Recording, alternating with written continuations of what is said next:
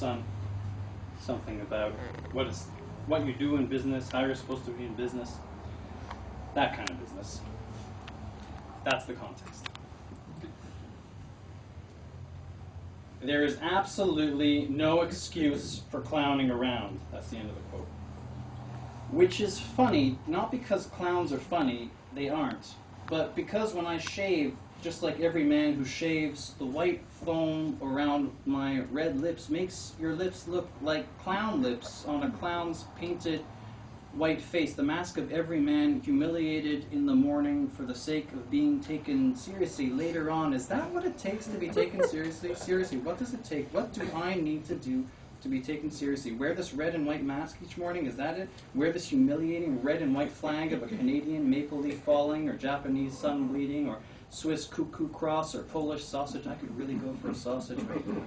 A big breakfast sausage instead of the usual shit I eat for breakfast with the sun rising as usual for you to eat shit, instead of a great big American breakfast, sausages, pancakes, a stack of them with hot syrup. I'm getting hungry here.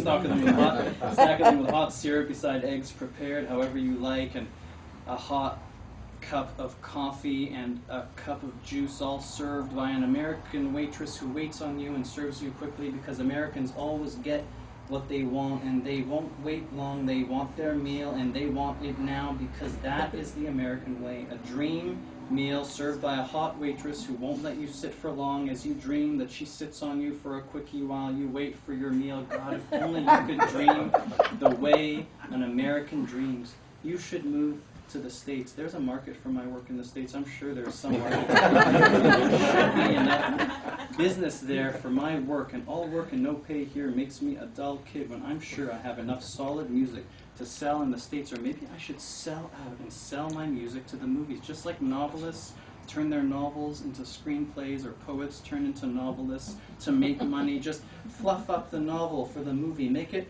realistic, as they say, and as realistic as they want, so people will come and cry for a nice evening of sentimental porn with a lush soundtrack of sax and violins, like the movie they made from that novel, The Latin Patient. Is that what it was called? Or was it In the Skin of a Pussy? Is that it?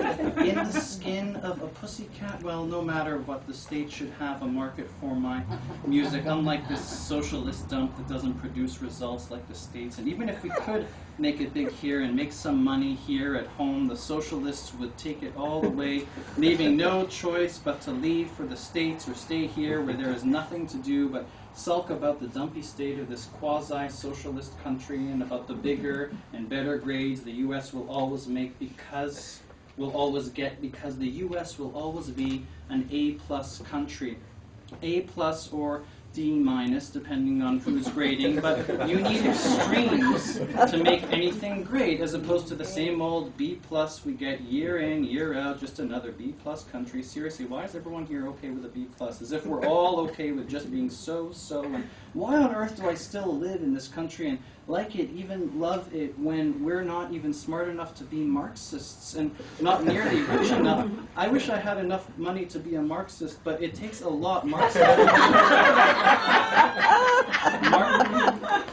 had a lot of money, and when he didn't, he'd mooch it because he was smart that way. Wasn't he clever, that Carl, and rich enough to sit every day to compose the manifesto, all the time in the world to grow his dirty beard and write "Workers of the World Unite"? What if it were "Composers of the World Sit Down"?